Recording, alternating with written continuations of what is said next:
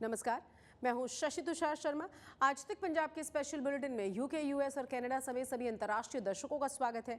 आज हम आपको बताएंगे पंजाब सरकार ने विकास के लिए केंद्र से मांगा कितने करोड़ का पैकेज, कहां पर मोबाइल की रोशनी में डॉक्टर्स ने किया ऑपरेशन। साथ ही साथ आपको बताएंगे शीशगंज साहिब गुरुद्वारे से जुड़े वायरल वीडियो का सच भी, और किस पूर्व सांसद ने सुखबीर बादल के नेतृत्व पर उठाए हैं सवाल। बुलेटिन में तमाम बड़ी और अहम खबरें होंगी पंजाब से जुड़ी हुई, लेकिन सबसे पहले नजर इस वक्त की हेडलाइंस पर। कर्ज के बोझ तले दबे पंजाब को रंगला पंजाब बनाने के लिए सीएम भगवंत मान ने वित्त आयोग के चेयरमैन के साथ बैठक की, जिसमें विकास का रोड मैप शेयर करते हुए केंद्र से 1,32,347 करोड़ के स्पेशल पैकेज की मांग की गई। सीएम मान से मीटिंग के बाद वित्त आयोग के चेयरमैन ने क्या कहा है, देखिए जरा। पंजाब पर बढ़ते कर्ज के बोझ के बीच पंजाब सरकार ने एक बार फिर केंद्र सरकार से अनुदान राशि की मांग की है।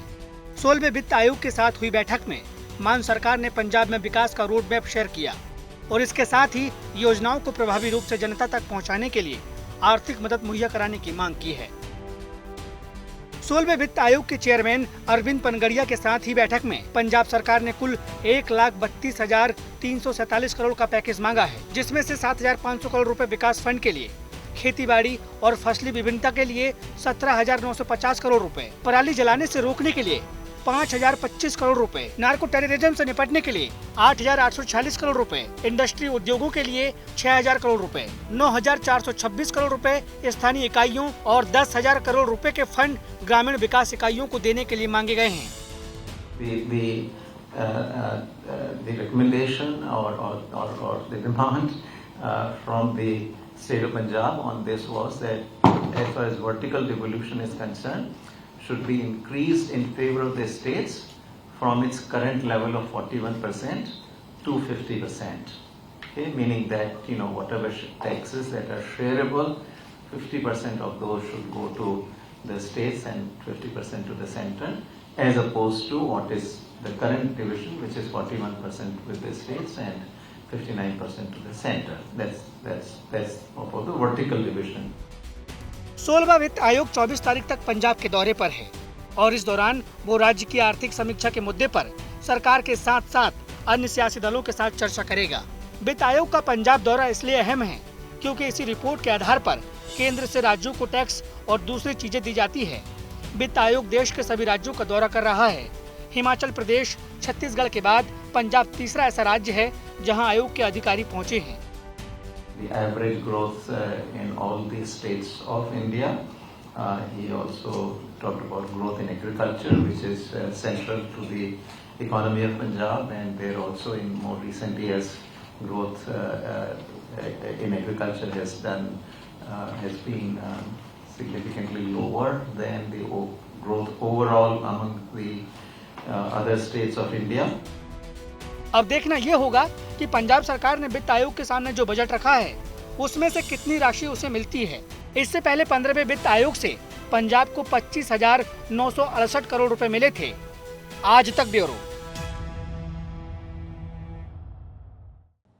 अब आपको दिखाते हैं विकास के बड़े बड़े दावों की पोल खोलने वाली तस्वीर, जो पटियाला के सरकारी अस्पताल से आई है, जहां तमाम सुविधाएं मौजूद होने के बावजूद अस्पताल एडमिनिस्ट्रेशन की लापरवाही के चलते डॉक्टर्स मोबाइल की रोशनी में ऑपरेशन करने के लिए मजबूर हैं।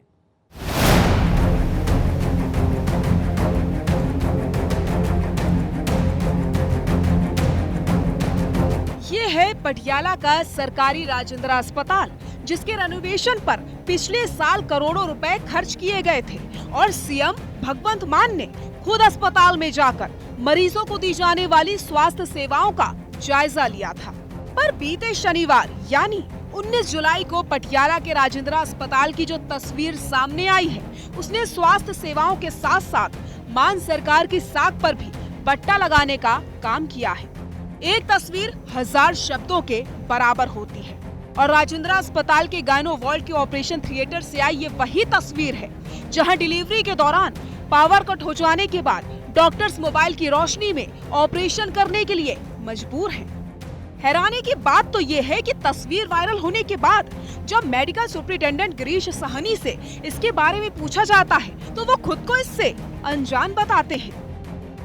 नहीं जी, ऐसा कुछ भी नहीं है। लाइट का प्रबंध सी, मैं उत्थे ही सी जी, ਠੀਕ ਹੈ। ਔਰ ਜਿਹੜੀ ਤੁਸੀਂ ਫੋਟੋ ਕਹਿ ਰਹੇ ਹੋ ਉਹ ਫੋਟੋ ਦੇ ਵਿੱਚ ਐਸਾ ਕੁਝ ਨਹੀਂ ਹੈ ਵੀ ਡਿਲੀਵਰੀ ਹੋ ਰਹੀ ਹੈ ਜਿਵੇਂ ਤੁਸੀਂ ਦੱਸ ਰਹੇ ਹੋ, ਐਸਾ ਨੰਬਰ 1। ਨੰਬਰ 2 ਉਹ ਫੋਟੋ ਕਦੋਂ ਦੀ ਹੈ, ਉਹਦੀ ਕੀ ਆਥੈਂਟਿਸਿਟੀ ਹੈ, ਉਹ ਅਸੀਂ ਨਹੀਂ ਦੱਸ ਸਕਦੇ ਵੀ ਉਹ ਕੱਲ ਦੀ ਫੋਟੋ ਹੈ ਕਿ ਪੁਰਾਣੀ ਫੋਟੋ ਹੈ, ਕੀ ਹੈ। ਸੈਕੰਡ, ਉਹਦੇ ਵਿੱਚ ਇਸ ਤਰ੍ਹਾਂ ਦਾ ਕੁਝ ਨਹੀਂ ਦਿਖ ਰਿਹਾ ਵੀ ਉਹਦੇ ਵਿੱਚ ਕੁਝ प्रोसीजर किया जा रहा। ऐसा नहीं था कि अस्पताल में जनरेटर नहीं था। पहले गिरीश साहनी से सुनिए इलेक्ट्रिसिटी फेलियर पर उन्होंने क्या कहा। हाँ जी, जनरेटर बिल्कुल जनरेटर ते ही सी जी सारा कुछ। जनरेटर उत्थे MCH बिल्डिंग विच 2 जनरेटर हैं।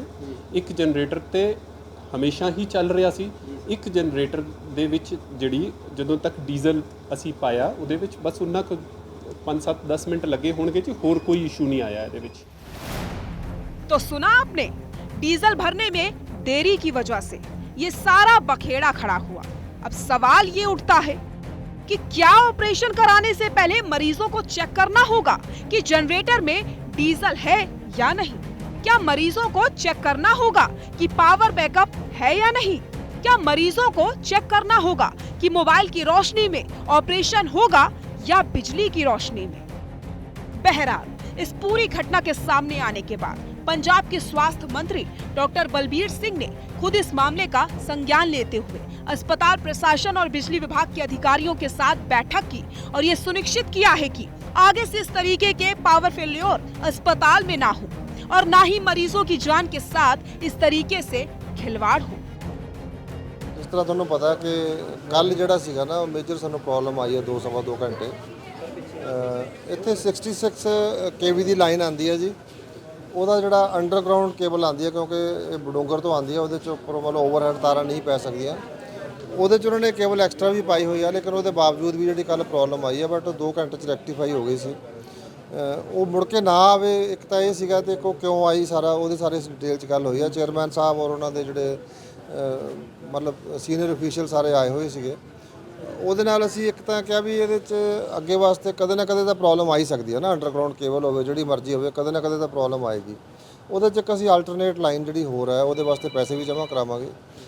ਇਹ 66 kV ਹੈ, 11 kV ਦੀ ਇੱਕ ਆਲਟਰਨੇਟ ਸਪਲਾਈ ਹੋਏਗੀ। ਜੇ ਕਦੇ ਇਦਾਂ ਦਿੱਕਤ ਹੋਵੇ ਤਾਂ ਉਹਨੂੰ ਚੇਂਜ ਓਵਰ ਕਰਕੇ। वहीं दूसरी तरफ इस पूरे मामले में चीफ सेक्रेटरी ने संज्ञान लेते हुए हॉस्पिटल के अधिकारियों से इस मामले की पूरी रिपोर्ट मांगी है। पटियाला से मनीष कौशल के साथ ब्यूरो रिपोर्ट आज तक। पंजाब में अकाली नेता सुखबीर बादल का विरोध दिन ब दिन बढ़ता जा रहा है। अकाली दल के बागी खेमे के नेताओं के बाद अब पूर्व सांसद और अमृतपाल के वकील राजदेव सिंह खालसा ने सुखबीर बादल का विरोध किया है और अकाल तख्त साहिब के पूर्व जत्थेदार जसवीर सिंह रोड़े को अकाली दल का नया अध्यक्ष बनाने की मांग उठाई है। आपको ये भी बता दें कि जसवीर सिंह रोड़े का संबंध है जर्नैल सिंह भिंडरावाले के परिवार के साथ भी। इसी बीच फरीदकोट से निर्दलीय चुनाव जीतकर सांसद बने सरबजीत सिंह खालसा ने भी खडूर साहिब के सांसद अमृतपाल सिंह के साथ मिलकर नई पार्टी बनाने का ऐलान कर दिया है। ਅੱਜ ਗੱਲ ਕਰਾਂਗੇ ਰਾਜਦੇਵ ਖਾਲਸਾ ਜੀ ਨੇ ਇੱਕ ਮੰਗ ਕੀਤੀ ਹੈ ਜਿਹੜੀ ਸ਼੍ਰੋਮਣੀ ਅਕਾਲੀ ਦਲ ਦੇ ਪ੍ਰਧਾਨ ਬਦਲਣ ਦੀ। ਜਥੇਦਾਰ ਜਸਵੀਰ ਸਿੰਘ ਰੋਡਾ ਜੀ ਨੂੰ ਪ੍ਰਧਾਨ ਬਣਾਉਣ ਦੀ ਗੱਲ ਮੰਗ ਕੀਤੀ ਜਾ ਰਹੀ ਹੈ। ਖਾਲਸਾ ਜੀ, ਇਹ ਤੁਸੀਂ ਕਿਉਂ ਮੰਗ ਕੀਤੀ ਹੈ ਤੇ ਕਿਸ ਗੱਲ ਨੂੰ ਲੈ ਕੇ ਮੰਗ ਕੀਤੀ ਹੈ ਜੀ? ਦੇਖੋ, ਸਿੰਘ ਸਾਹਿਬ ਭਾਈ ਜਸਵੀਰ ਸਿੰਘ ਰੋਡੇ ਜਿਹੜੇ ਅਕਾਲ ਤਖਤ ਸਾਹਿਬ ਦੇ ਸਾਬਕਾ ਜਥੇਦਾਰ ਨੇ, ਉਹ ਸਿੱਖ ਕੌਮ ਦੇ ਮਹਾਨ ਯੋਧੇ ਜਰਨੈਲ ਸੰਤ ਜਰਨੈਲ ਸਿੰਘ ਭਿੰਡਰਾਂਵਾਲੇ ਦੇ ਸਕੇ ਭਤੀਜੇ ਨੇ ਤੇ ਬਾਬਾ ਜੋਗਿੰਦਰ ਸਿੰਘ ਦੇ ਉਹ ਪੋਤੇ ਨੇ। ਤੇ ਉਹਨਾਂ ਦੇ ਪਰਿਵਾਰ ਦੇ ਵਿੱਚੋਂ ਉਹਨਾਂ ਦੇ ਪਿਤਾ ਜਗੀਰ ਸਿੰਘ ਜਿਹੜੇ ਉਹ ਅਮਰ ਸ਼ਹੀਦ ਨੇ ਸਿੱਖ ਸੰਘਰਸ਼ ਦੇ ਵਿੱਚ। ਉਹਨਾਂ ਨੇ ਆਪਣੀ ਜਿਹੜੀ ਹੈ ਕੁਰਬਾਨੀ ਦਿੱਤੀ ਹੈ, ਜਾਨ ਕੁਰਬਾਨ ਕੀਤੀ ਹੈ। ਉਹਨਾਂ ਦੇ ਭਰਾ ਸਵਰਨ ਸਿੰਘ ਨੇ ਵੀ ਆਪਣੀ ਜਾਨ ਕੁਰਬਾਨ ਕੀਤੀ ਹੈ। ਉਹਨਾਂ ਦੇ ਭਰਾ ਵੀਰ ਸਿੰਘ ਰੋਡੇ ਨੇ ਵੀ ਪੰਥ ਲਈ ਬੜਾ ਸੰਘਰਸ਼ ਕੀਤਾ ਤੇ ਪਿੱਛੇ ਜੇ ਉਹ ਕੁਰਬਾਨੀ ਕਰ ਗਏ ਨੇ।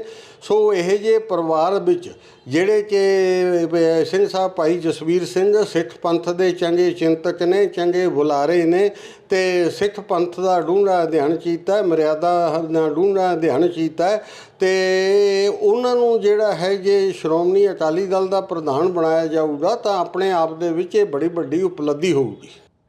तो एक तरफ सुखबीर बादल की मुश्किलें कम होने का नाम नहीं ले रही हैं, तो दूसरी तरफ सांसद अमृतपाल के भाई की मुश्किलें दिन ब दिन बढ़ती जा रही हैं।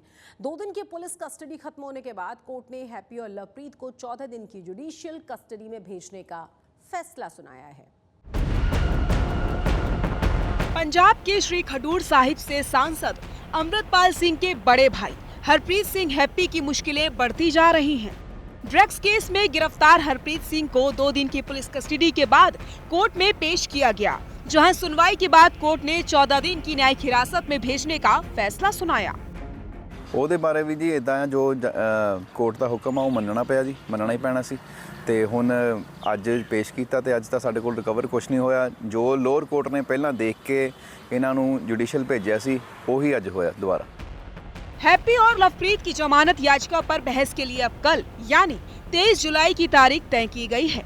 ड्रग्स केस में फंसे दोनों आरोपियों को 11 जुलाई की शाम फिल्लौर हाईवे से गिरफ्तार किया गया था। इस दौरान दोनों के पास से 4 ग्राम आइस ड्रग्स भी बरामद हुई थी। 14 दिन ਦਾ ਜੁਡੀਸ਼ੀਅਲ ਕਸਟਡੀ ਵਿੱਚ ਭੇਜਣਾ ਨਹੀਂ। ਹਾਂਜੀ।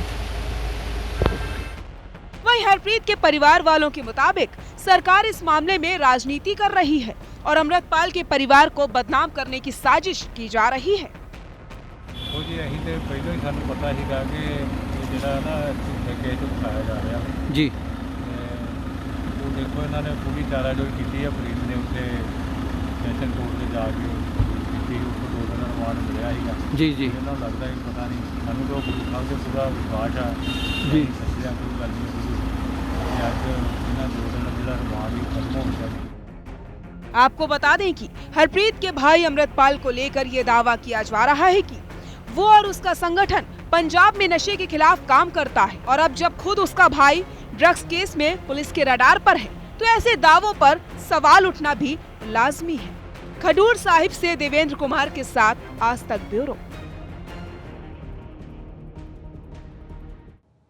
एक तरफ जहां पंजाब के युवा नशे की दलदल में फंस रहे हैं या फिर रोजगार के लिए विदेशों का रुख कर रहे हैं, ऐसे में बरनाला जिले का एक युवा दूसरों के लिए प्रेरणा का मिसाल बनकर उभरा है, जिसने बेहद गरीबी से उठकर पहले दिहाड़ी मजदूरी की है और अब लोगों को साहित्य से जोड़ने के मिशन में वो जुट चुका है। देखिए।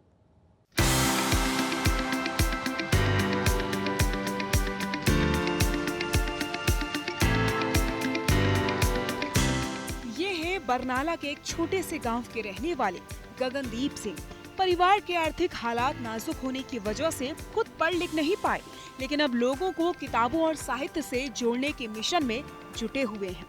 साथ ही खुद भी पढ़ना लिखना सीख गए हैं। ये कई साहित्यिक किताबें और महापुरुषों की जीवनियाँ पढ़ा चुके हैं। दिहाड़े मजदूरी करने वाले गगनदीप को किताबों से प्यार कैसे हुआ, इसके पीछे भी एक रोचक कहानी है। ਵੀ ਕੰਮ ਕਰ ਸਕਦਾ ਹੋਵੇ ਜੀ ਤੇ ਉੱਥੇ ਮੈਂ ਖੜਾ ਸੀਗਾ, ਮਾਂ ਚੱਲ ਵੜਦਾ ਜੀ, ਕਿਹੜਾ ਬੱਠਲੀ ਚੱਕਣੇ ਨੇ, ਕਿਹੜਾ ਕੁਰਸੀ ਤੇ ਬੈਠਣਾ ਜੀ। ਤੇ ਉੱਥੋਂ ਮੈਨੂੰ ਲੈ ਗਏ ਸੀਗੇ ਜੀ ਤੇ ਉੱਥੇ ਫਿਰ ਮੈਨੂੰ ਪੁੱਛਦੇ ਜੀ ਪੜ੍ਹਨਾ ਆਉਂਦਾ ਨਹੀਂ, ਮੈਂ ਕਿਹਾ ਨਹੀਂ ਜੀ ਮੈਨੂੰ ਤਾਂ ਅਸੀਂ ਬੱਠਲੀ ਚੱਕਣੇ, ਮੈਂ ਤਾਂ ਆ ਗਿਆ ਜੀ। ਤੇ ਉਹ ਕਹਿੰਦੇ ਚੱਲ ਕੋਈ ਨਹੀਂ ਅੱਜ ਦਾ ਦਿਨ ਤਾਂ ਲਾ। ਫਿਰ ਹੌਲੀ ਹੌਲੀ ਉਹਨਾਂ ਨੂੰ ਲੱਗਿਆ ਵੀ ਮੁੰਡਾ ਕੰਮ ਕਰਨ ਵਾਲਾ ਕਰ ਲੂਗਾ ਤੇ ਉਹਨਾਂ ਨੇ ਫਿਰ ਮੈਨੂੰ ਹੌਲੀ ਹੌਲੀ ਕਿਤਾਬਾਂ ਨਾਲ ਪਹਿਲਾਂ ਚੱਕ ਧਰਤੀ ਰੱਖਿਆ ਜੀ। ਫਿਰ ਹੌਲੀ ਹੌਲੀ ਉਹਨਾਂ ਨੇ ਮੈਨੂੰ ਪੜ੍ਹਨਾ ਸਿਖਾਇਆ ਜੀ। ਉੱਥੇ ਨਾ ਕੁੜੀਆਂ ਕੰਮ ਕਰਦੀਆਂ ਹੁੰਦੀਆਂ ਜੋ ਬਕਾਇਦਾ ਨਾ ਅੱਧਾ ਘੰਟਾ ਲਾ ਕੇ ਨਾ ਮੈਨੂੰ ਅਖਬਾਰ ਲੈ ਕੇ ਬਹਿ ਜਾਂਦੀਆਂ ਸੀਗੀਆਂ, ਉਹ ਪੜ੍ਹਾਉਂਦੀਆਂ ਹੁੰਦੀਆਂ जोड़ के। गगनदीप की मेहनत को देखकर उनके भाई मनदीप सिंह ने भी उनके काम में योगदान देना शुरू कर दिया है। मनदीप सिंह ड्राइवर की नौकरी करते थे और अब वो भी अपने भाई के साथ मिलकर एक मशहूर ढाबे के सामने किताबों का स्टॉल चलाते हैं। ਇਹ ਇਹਨਾਂ ਵੱਲੋਂ ਬਹੁਤ ਵਧੀਆ ਉਪਰਾਲਾ ਕੀਤਾ। ਆਪਾਂ ਆਮ ਤੌਰ ਤੇ ਢਾਬਿਆਂ ਤੇ ਜਾਂਦੇ ਆ, ਖਾਣਾ ਖਾਣ ਜਾਂਦੇ ਆ, ਇੰਜੋਏ ਕਰਨ ਜਾਂਦੇ ਆ ਪਰਿਵਾਰ ਨਾਲ, ਪਰ ਕਿਤੇ ਨਾ ਕਿਤੇ ਇਹਦੀ ਜ਼ਰੂਰਤ ਹੈ। ਹਰ ਇੱਕ ਥਾਂ ਤੇ ਇਹਦੀ ਜ਼ਰੂਰਤ ਹੈ। ਸਰਕਾਰ ਵੱਲੋਂ ਵੀ ਲਾਇਬ੍ਰੇਰੀਆਂ ਬਣਾਈਆਂ ਜਾ ਰਹੀਆਂ, ਸਕੂਲਾਂ ਦੇ ਵਿੱਚ ਲਾਇਬ੍ਰੇਰੀਆਂ ਦਾ ਗਠਨ ਕੀਤਾ ਜਾ ਰਿਹਾ। ਇਹਦਾ ਕਾਰਨ ਇਹ ਹੈ ਕਿ ਆਪਣੇ 'ਚ ਬਹੁਤ ਵੱਡੀ ਘਾਟ ਆ ਗਈ। ਆਪਣੀ ਜਿਹੜੀ ਨੌਜਵਾਨੀ ਹੈ ਅਸਲ ਦੇ ਵਿੱਚੋਂ ਕਿਤਾਬਾਂ ਤੋਂ ਦੂਰ ਹੋ ਗਈ ਤੇ ਮੋਬਾਈਲ ਦੇ ਨੇੜੇ ਹੋ ਗਈ। ਸੋ ਅੱਜ ਕੱਲ੍ਹ ਸੋਸ਼ਲ ਮੀਡੀਆ ਦਾ ਜ਼ਮਾਨਾ ਹੋ ਗਿਆ, पर किताबों को आप किते ना किते जाके भुल गए। ढाबे पर खाना खाने के लिए आने वाले लोग एक बार गगनदीप के बुक स्टॉल पर जरूर रुकते हैं और उनसे किताबें भी खरीदते हैं। लोगों को गगनदीप और मनदीप की ये कोशिश पसंद आ रही है, इसलिए किताब खरीदने वाले लोग दोनों भाइयों की खूब सराहना करते हैं। स्कूल काम गए सी, रास्ते च रिफ्रेशमेंट वास्ते रुके सी, संगरूर तो वापस जा रहे थे ਤੇ ਢਾਬੇ ਤੇ ਦੇਖ ਕੇ ਬਹੁਤ ਵਧੀਆ ਉਪਰਾਲਾ ਇਹ ਕਿਤਾਬ ਪ੍ਰੇਮੀਆਂ ਵਾਸਤੇ ਤੇ ਸਾਰੇ ਲੋਕਾਂ ਵਾਸਤੇ, ਕਿਉਂਕਿ ਅੱਜ ਭੱਜ ਦੌੜ ਦੀ ਜ਼ਿੰਦਗੀ 'ਚ ਇੰਨਾ ਕੋਈ ਟਾਈਮ ਨਹੀਂ ਕੋਈ ਲਾਇਬ੍ਰੇਰੀ ਜਾ ਸਕੇ ਜਾਂ ਕਿਤੇ ਸਪੈਸ਼ਲ ਬੁੱਕ ਸ਼ਾਪ ਤੇ ਜਾ ਸਕੇ। ਸਰ ਮੋਸਟਲੀ ਅਸੀਂ ਵਿਜ਼ਿਟ ਕਰਦੇ ਹੀ ਰਹਿੰਦੇ ਇੱਥੇ ਮਤਲਬ ਚੰਗੀ ਗੱਲ ਹੈ ਜੀ, ਵਧੀਆ ਗੱਲ ਹੈ। ਫਸਟ ਟਾਈਮ ਇਹ ਚੀਜ਼ ਦੇਖੀ ਹੈ ਵੀ ਕੋਈ ਮਤਲਬ ਜਿਸ ਜਗ੍ਹਾ ਤੇ ਆਪਾਂ ਫੂਡ ਵਗੈਰਾ ਖਾਂਦੇ ਆ ਉੱਥੇ ਇਹ ਚੀਜ਼ਾਂ ਪ੍ਰੋਵਾਈਡ ਕਰ ਰਹੇ ਨੇਗੇ। ਇਹ ਬਹੁਤ ਘੱਟ ਰੇਅਰ ਦੇਖਣ ਨੂੰ ਮਿਲਦੀ ਹੈ। ਜੇ ਆਪਾਂ ਪੰਜਾਬ ਦੇ ਵਿੱਚ ਕਿਸੇ ਜਗ੍ਹਾ ਤੇ ਵੀ ਦੇਖਦੇ ਹਾਂ ਤਾਂ ਬਹੁਤ ਘੱਟ ਹੈ। कैफे कल्चर और मोबाइल इंटरनेट के युग में खास तौर पर युवा किताबों से दूर हो रहे हैं। ऐसे में मशहूर ढाबे के सामने इस बुक स्टॉल पर लगी किताबें लोगों को अपनी ओर आकर्षित जरूर करती हैं। ये कोशिश छोटी है लेकिन एक नई सोच की शुरुआत जरूर है। वक्त के साथ ऐसी छोटी छोटी कोशिशें एक बड़े बदलाव का आगाज हो सकती हैं। बरनाला से आशीष शर्मा के साथ आज तक ब्यूरो। आज तक पंजाब में आज के लिए बस इतना ही, लेकिन देश और दुनिया की तमाम बड़ी और अहम खबरों के लिए आप देखते रहिए आज तक।